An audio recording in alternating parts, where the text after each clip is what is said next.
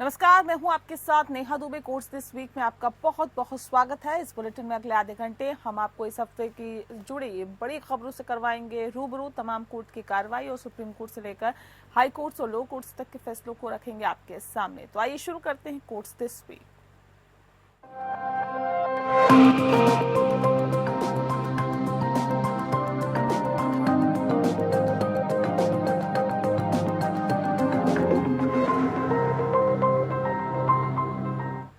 Supreme court ने BRS नेता की कविता को जमानत दे दी है। उन्हें सीबीआई और ईडी की तरफ से दर्ज मामलों में जमानत मिल गई है। सुनवाई के दौरान सुप्रीम कोर्ट ने कहा है कि वो 5 महीने से हिरासत में है और गवाहों की लंबी लिस्ट और कई दस्तावेजों के चलते निचली अदालत में मुकदमे में समय लगेगा। और सुप्रीम कोर्ट ने साफ किया है कि वह मुकदमों के तथ्यों पर नहीं जा रही है। सुनवाई के दौरान जांच एजेंसियों ईडी और सीबीआई से पूछा कि उनके पास की कविता के कथित घोटाले में शामिल होने की क्या सबूत है, और जो सबूत है वो कोर्ट को दिखाए कि कविता 15 मार्च से पुलिस हिरासत में है। हाई कोर्ट ने 1 जुलाई को कविता की याचिका खारिज कर दी थी और सुप्रीम कोर्ट ने कि कविता को दोनों मामलों में 10-10 लाख रुपए का जमानत बॉन्ड भरने की और गवाहों से छेड़छाड़ न करने और गवाहों को प्रभावित न करने की शर्त पर जमानत देने का निर्देश दिया।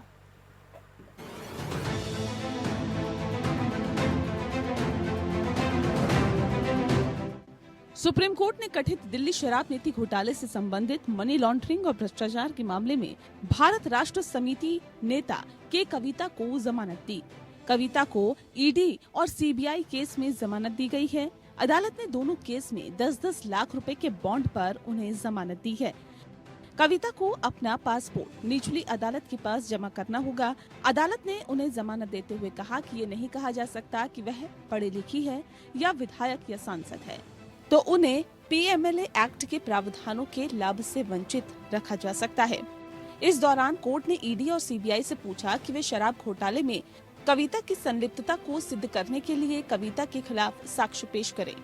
जस्टिस बीआर गवाई और जस्टिस केवी विश्वनाथन के खंडपीठ ने सुनवाई के दौरान सीबीआई और ईडी की निष्पक्षता पर सवाल उठाए और कुछ आरोपियों को सरकारी गवाह बनाने में उनके चयनात्मक दृष्टिकोण की आलोचना की। जस्टिस गवाई ने सुनवाई के दौरान टिप्पणी की, अभियोजन पक्ष को निष्पक्ष होना चाहिए। जो व्यक्ति खुद को दोषी ठहराता है उसे गवाह बना दिया गया। कल आप अपनी मर्जी से किसी को भी चुन सकते हैं। आप किसी भी आरोपी को चुन कर नहीं रख सकते। जस्टिस गवाई ने additional solicitor general S V Raju को चेतावनी दी कि अगर वह गुण दोष के आधार पर जमानत का विरोध करना जारी रखते हैं तो न्यायालय आदेश में ऐसी टिप्पणियां करेगा। इस बिंदु पर लगभग 1 घंटे तक बहस करने के बाद एएसजी ने आगे कोई दलील देने से परहेज किया। उन्होंने एक समय तो ये भी कहा कि वह निर्देश लेने के बाद जमानत स्वीकार करेंगे। हालांकि सुनवाई स्थगित करने से इनकार करते हुए खंडपीठ ने आदेश लिखवाना शुरू कर दिया। आदेश में खंडपीठ ने कहा कि जांच पूरी हो चुकी है और सीबीआई ईडी दोनों मामलों में आरोप पत्र, अभियोजन, शिकायत दायर की जा चुकी है। इसीलिए याचिकाकर्ता जो 5 महीने से अधिक समय से सलाखों के पीछे हैं, उनसे हिरासत में पूछताछ अब आवश्यक नहीं है। साथ ही दोनों मामलों में मुकदमे जल्द ही पूरे होने की संभावना नहीं है, क्योंकि लगभग 493 गवाहों की जांच की जानी है और दस्तावेजी साक्ष्य लगभग 50,000 पृष्ठों के हैं। खंडपीठ ने मनीष सिसोदिया के फैसले में अपनी टिप्पणी को दोहराया कि विचाराधीन हिरासत को सजा में नहीं बदला जाना चाहिए। खंडपीठ ने आगे कहा कि पीएमएलए एक्ट की धारा 45 उपधारा 1 का प्रावधान महिला को जमानत के मामले में विशेष विचार का अधिकार देता है। सुप्रीम कोर्ट ने दिल्ली हाई कोर्ट द्वारा की गई इस टिप्पणी की आलोचना की कि पीएमएलए एक्ट की धारा 4 के प्रावधान उच्च स्तर की महिला पर लागू नहीं होते। कविता को लेकर ईडी का दावा था कि आम आदमी पार्टी के नेताओं के लिए विजय नायर और दूसरे लोगों को साउथ ग्रुप ने 100 करोड़ की रिश्वत दी थी। कविता इस साउथ ग्रुप का हिस्सा थी। इस ग्रुप में दक्षिण के राजनेता, नौकरशाह और कारोबारी है। ईडी के मुताबिक के कविता ने 19 से 20 मार्च 2021 को आरोपी विजय नायर से मुलाकात की थी। कविता को ईडी ने इसी साल 15 मार्च को हैदराबाद से गिरफ्तार किया था। Bureau report. Rouse revenue court ने आबकारी नीति घोटाले से जुड़े भ्रष्टाचार के मामले में मुख्यमंत्री अरविंद केजरीवाल की न्यायिक हिरासत 3 सितंबर तक बढ़ा दी है। बता दें आपको कि न्यायिक हिरासत की अवधि समाप्त होने पर केजरीवाल को वीडियो कॉन्फ्रेंस के जरिए विशेष न्यायाधीश कावेरी बाविजा की अदालत में पेश किया गया, जहां पर उनकी न्यायिक हिरासत अवधि 3 सितंबर तक बढ़ा दी गई। अदालत फिलहाल इस संबंध में दलीलें सुन रही है और सीबीआई की ओर से केजरीवाल के खिलाफ दाखिल पूरक आरोप पत्र पर संज्ञान लिया जाए या नहीं। सीबीआई ने दिल्ली के मुख्यमंत्री अरविंद केजरीवाल को दिल्ली आबकारी नीति मामले में 14 दिन के रिमांड पर भेजने की मांग की है। सीबीआई का आरोप है कि केजरीवाल ने 40 विधानसभा क्षेत्रों के उम्मीदवारों को 90-90 लाख रुपए देने का वायदा किया था और ये मामला गोवा चुनाव से जुड़ा है, जिसमें कथित तौर पर साउथ ग्रुप से पैसे आए थे। राउस रेवेन्यू कोर्ट में कोर्ट में सीएम केजरीवाल और अन्य के खिलाफ दायर पूरक चार्जशीट पर सुनवाई हुई, जिसमें सीबीआई ने केजरीवाल की न्यायिक हिरासत 14 दिनों के लिए बढ़ाने की मांग की है। सीबीआई ने कहा कि एक और आरोपी विनोद चौहान के पास की कविता के पीए के साथ लेन देन का सबूत है। केजरीवाल वीडियो कॉन्फ्रेंसिंग के जरिए पेश हुए और उन्होंने बताया कि उनका शुगर कम हो रहा है। उन्होंने कोर्ट से दोपहर का भोजन करने की अनुमति मांगी। कोर्ट ने पहले केजरीवाल की न्यायिक हिरासत बढ़ाने का अनुरोध स्वीकार किया। इसके बाद कोर्ट ने केजरीवाल की न्यायिक हिरासत 3 सितंबर तक के लिए बढ़ा दी है। बता दें कि सीबीआई का आरोप है कि गोवा चुनाव में खर्च हुआ सारा पैसा दुर्गेश पाठक के निर्देश पर ही खर्च किया गया था। दुर्गेश पाठक दिल्ली के विधायक हैं और गोवा चुनाव के प्रभारी भी थे। राउस रेवेन्यू कोर्ट 3 सितंबर को सीएम केजरीवाल के खिलाफ दायर चार्जशीट पर संज्ञान लेगी।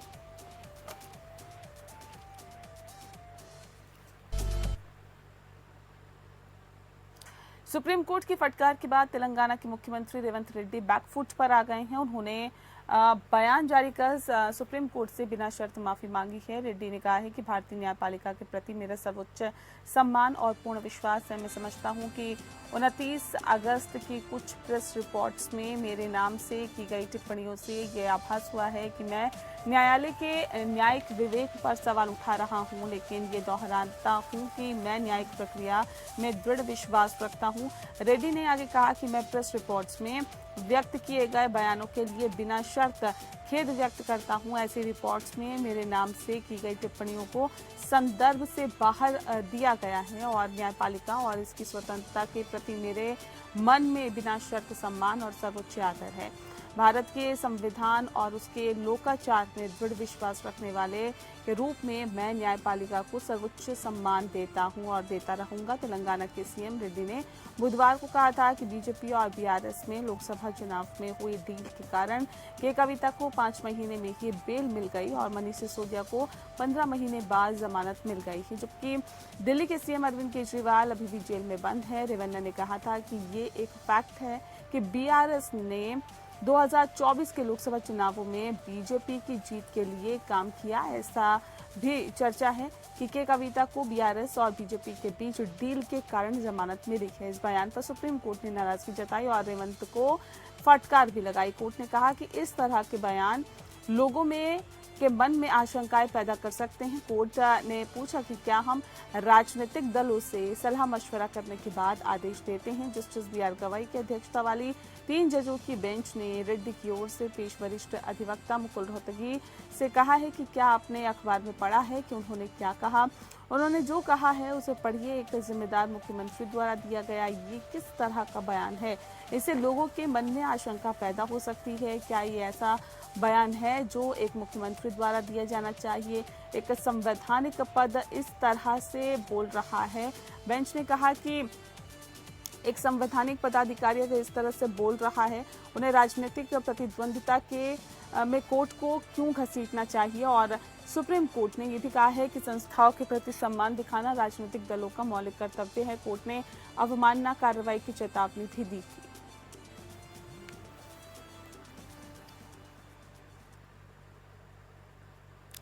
सुप्रीम कोर्ट ने गुजरात राज्य को भारतीय पुलिस सेवा के पूर्व अधिकारी संजीव भट्ट की याचिका पर नोटिस जारी किया, जिसमें उन्होंने जामनगर कोर्ट द्वारा लगाए गए दोष सिद्धि और आजीवन कारावास की सजा के खिलाफ उनकी चुनौती को खारिज करने के गुजरात हाईकोर्ट के आदेश को चुनौती दी है। ये दोष सिद्ध वर्ष 1990 में हिरासत में यातना और मौत के कथित मामलों के संबंध में थी।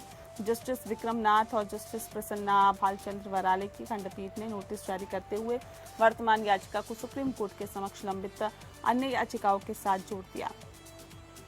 भट्ट की ओर से पेश सीनियर एडवोकेट कपिल सिब्बल और देवदत्त कामत ने जोर देकर कहा कि इस मामले पर सुनवाई की जरूरत है। अदालत के इस प्रस्ताव पर सहमति जताई कि इस मामले को उनके समक्ष लंबित अन्य मामलों के साथ जोड़ा जा सकता है। इसे देखते हुए उपरोक्त आदेश पारित किया गया और नोटिस को भी 4 हफ्ते के भीतर वापस करने योग्य बनाया गया। भट्ट की ओर से एडवोकेट जी ईमानदार और शाश्वत आनंद भी पेश हुए। ये घटना नवंबर 1990 में प्रभुदास माधव जी वैशाणी नामक व्यक्ति की मौत से संबंधित है।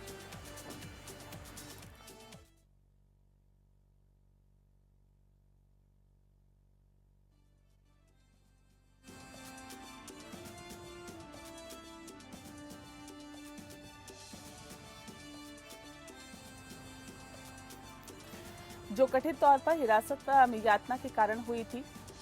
बता दें आपको कि उस समय भट्ट जामनगर के सहायक पुलिस अधीक्षक थे, जिन्होंने अन्य अधिकारी के साथ मिलकर भारत बंद के दौरान दंगा करने के आरोप में वैशाणी सहित लगभग 133 लोगों को हिरासत में लिया था।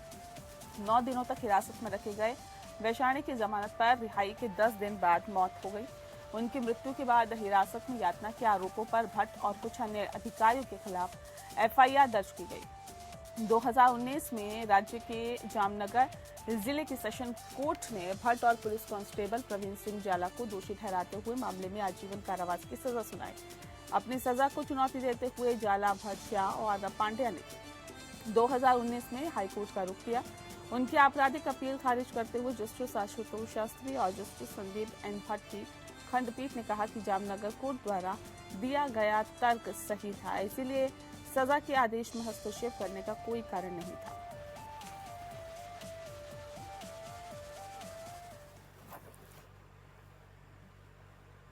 सर्वोच्च न्यायालय एक बार फिर कहा है कि जमानत नियम और जेल अपवाद है का सिद्धांत PMLA के तहत धन शोधन के मामलों पर लागू होता है। शीर्ष अदालत ये निर्णय तब आया है जब उसने धन शोधन के मामले में झारखंड के CM हेमंत सोरेन के कथित सहयोगी प्रेम प्रकाश को जमानत दी और हाईकोर्ट के फैसले को खारिज कर दिया। शीर्ष अदालत ने कहा कि जमानत नियम, जेल अपवाद का सिद्धांत संविधान के आर्टिकल 21 के तहत मौलिक अधिकार का हिस्सा है।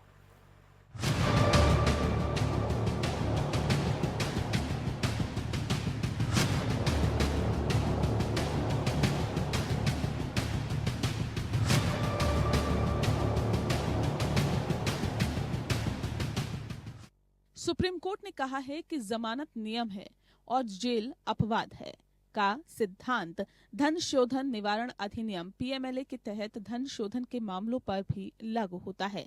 अदालत का ये फैसला तब आया जब उसने धन शोधन के एक मामले में झारखंड के मुख्यमंत्री हेमंत सोरेन के कथित सहयोगी प्रेम प्रकाश को जमानत दे दी, जबकि हाईकोर्ट के फैसले को खारिज कर दिया। सुप्रीम कोर्ट ने फिर दोहराया कि भारतीय न्याय प्रक्रिया में जमानत नियम है और हिरासत यानी कैद अपवाद है। ये नियम PMLA में भी लागू होगा। इसका मतलब जमानत नियम है, जेल अपवाद का सिद्धांत संविधान के अनुच्छेद 21 के तहत भी मौलिक अधिकार का हिस्सा है। Justice Bhushan, justice BR Gavai, justice Prashant Kumar Mishra और जस्टिस KV विश्वनाथन की बेंच ने कहा कि कानून की समुचित प्रक्रिया का पालन करते हुए भी किसी नागरिक को आजादी के बुनियादी अधिकार से वंचित किया जा सकता है। PMLA के तहत हिरासत के दौरान कोई आरोपी जांच अधिकारी के सामने कोई अपराध स्वीकार कर बयान देता है तो उसे अदालत में सबूत नहीं माना जाएगा। सुप्रीम कोर्ट ने झारखंड के मुख्यमंत्री हेमंत सोरेन के कथित सहयोगी प्रेम प्रकाश को भी जमानत पर रिहा करने का आदेश दिया है। प्रेम प्रकाश को जमानत देते हुए अदालत ने उनकी लंबी कैद और बड़ी संख्या में गवाहों के कारण मुकदमे में देरी को ध्यान में रखा। जस्टिस BR गवई और जस्टिस KV विश्वनाथन की पीठ ने कहा, मनीष सिसोदिया मामले में दिए गए फैसले पर भरोसा करते हुए हमने कहा है कि PMLA में भी जमानत एक नियम है और जेल अपवाद है। व्यक्ति की आजादी हमेशा नियम है। सुप्रीम कोर्ट ने कहा कि हमारा मानना है कि अगर अपीलकर्ता के बयान अपराध सिद्ध करने वाले पाए गए तो उन पर धारा 25 के तहत कार्रवाई की जाएगी। बयान को केवल इसीलिए स्वीकार्य बनाना हास्यास्पद होगा क्योंकि वह उस समय एक अन्य ECIR या प्रवर्तन मामला सूचना रिपोर्ट के लिए हिरासत में था। ऐसे में बयानों को स्वीकार्य बनाना बेहद अनुचित होगा क्योंकि ये न्याय के सभी सिद्धांतों के खिलाफ होगा। खंडपीठ ने याचिकाकर्ता की लंबी कैद और जमानत देने के लिए गवाहों की बड़ी संख्या के कारण मुकदमे में देरी पर विचार किया। झारखंड हाईकोर्ट के उस फैसले को खारिज कर दिया जिसमें याचिकाकर्ता को जमानत देने से इनकार किया गया था। खंडपीठ ने यह भी कहा कि अभियोजन पक्ष को PMLA एक्ट की धारा 24 के अनुसार सबूत के रिवर्स बोझ को लागू करने के लिए प्रथम दृष्टया आधारभूत तथ्य स्थापित करने होंगे। Bureau report. निर्देश दिया कि पंजाब और राजस्थान की जेलों में बंद गैंगस्टर लॉरेंस बिश्नोई का इंटरव्यू लेने वाले ABP न्यूज के पत्रकार के खिलाफ कोई दंडात्मक कार्रवाई न की जाए। Chief justice DY Chandrachud, justice JB Pardiwala और जस्टिस मनोज मिश्रा की पीठ ने पंजाब एंड हरियाणा हाईकोर्ट द्वारा प्रबोध कुमार IPS की अध्यक्षता वाली SIT को दिए गए निर्देशों के खिलाफ चुनौती पर सुनवाई कर रही थी, जिसमें इंटरव्यू से संबंधित मामले में FIR दर्ज करने का निर्देश दिया गया, जिससे CRPC के प्रावधानों के अनुसार जांच की जा सके। पंजाब की जेलों में मोबाइल फोन के इस्तेमाल के खिलाफ स्वप्रेरणा से मामले की सुनवाई करते हुए हाईकोर्ट ने अधिकारियों की संलिप्तता का पता लगाने के लिए कथित गैंगस्टर लॉरेंस बिश्नोई के टीवी इंटरव्यू की जांच के लिए 3 सदस्यीय SIT का गठन किया।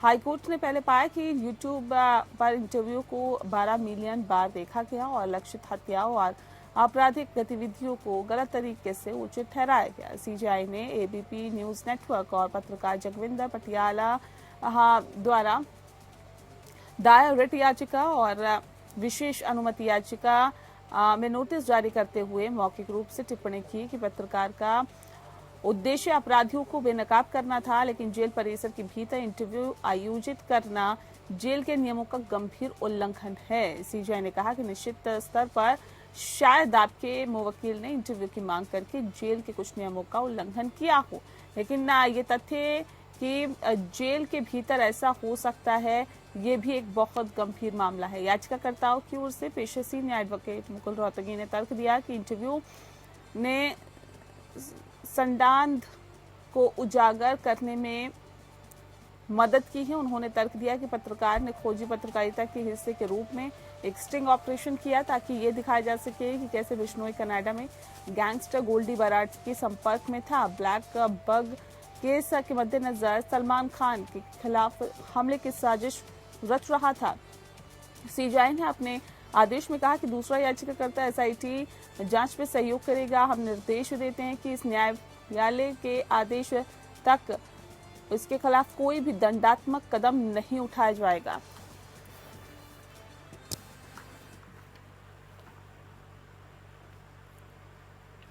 पेड़ों की कटाई को लेकर दिल्ली विकास प्राधिकरण या DTA के खिलाफ सुप्रीम कोर्ट में चल रहे अवमानना मामले पर सुनवाई अब जस्टिस अभय S ओक की बेंच की बजाय अब चीफ जस्टिस की बेंच करेगी। मामला कल CJI DY Chandrachud, justice JB Pardiwala और जस्टिस मनोज मिश्रा की बेंच के समक्ष सूचीबद्ध किया गया।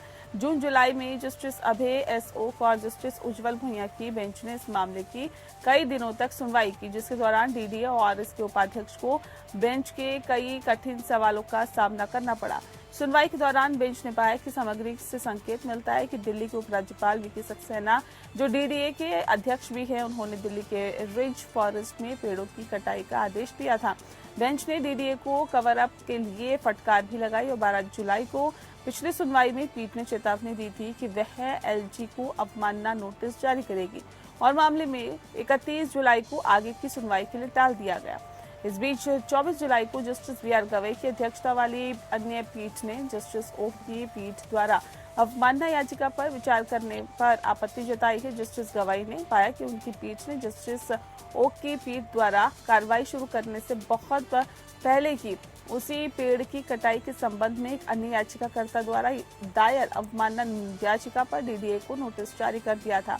जस्टिस गवई की अध्यक्षता वाली पीठ ने समानांतर कार्रवाई को देखते हुए मामले को CJI के पास भेज दिया और कहा कि दिल्ली रिज 1 से संबंधित सभी मामलों को एक ही पीठ द्वारा निपटाया जाना चाहिए। जस्टिस ओक की पीठ द्वारा 12 जुलाई को जारी निर्देशों के बाद राष्ट्रीय राजधानी क्षेत्र दिल्ली सरकार की मुख्य सचिव नरेश कुमार ने एक हलफनामा दायर किया, जिसमें कहा गया कि एलजीबी सक्सेना को दक्षिणी रिज में पेड़ों की कटाई के लिए अदालत की अनुमति प्राप्त करने की आवश्यकता के बारे में अवगत नहीं कराया गया।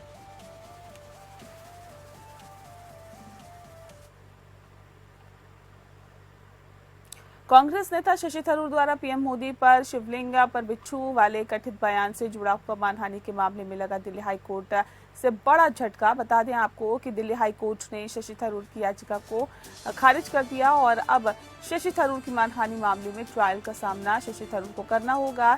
साथ ही हाईकोर्ट की ट्रायल कोर्ट के समक्ष कार्रवाई पर रोक लगाने वाले अपने अंतरिम आदेश को भी रद्द कर दिया। इसके अलावा हाईकोर्ट ने दोनों पक्षों को 10 सितंबर को ट्रायल कोर्ट में पेश होने का निर्देश दिया। हाईकोर्ट ने शशि थरूर की याचिका खारिज करते हुए कहा कि इस स्तर पर कार्रवाई को रद्द करने का कोई आधार नहीं बनता है। शशि थरूर के बिच्छू वाले इस अपमानजनक बयान के खिलाफ बीजेपी नेता राजीव बब्बर ने मानहानि का केस दाखिल किया। शशि थरूर ने दिल्ली हाईकोर्ट में एक याचिका दायर कर राजीव बब्बर द्वारा 2018 में दायर आपराधिक मानहानि शिकायत पर उन्हें तलब करने के ट्रायल कोर्ट के 2019 के आदेश को रद्द करने की मांग की थी। इसके बाद दिल्ली हाईकोर्ट ने मामले में निचली अदालत में चल रही कार्रवाई पर रोक लगा दी थी। इससे पहले कोर्ट में पेश नहीं होने की वजह से इस मामले में दिल्ली की एक अदालत ने शशि थरूर पर 5,000 रुपए का जुर्माना लगाया।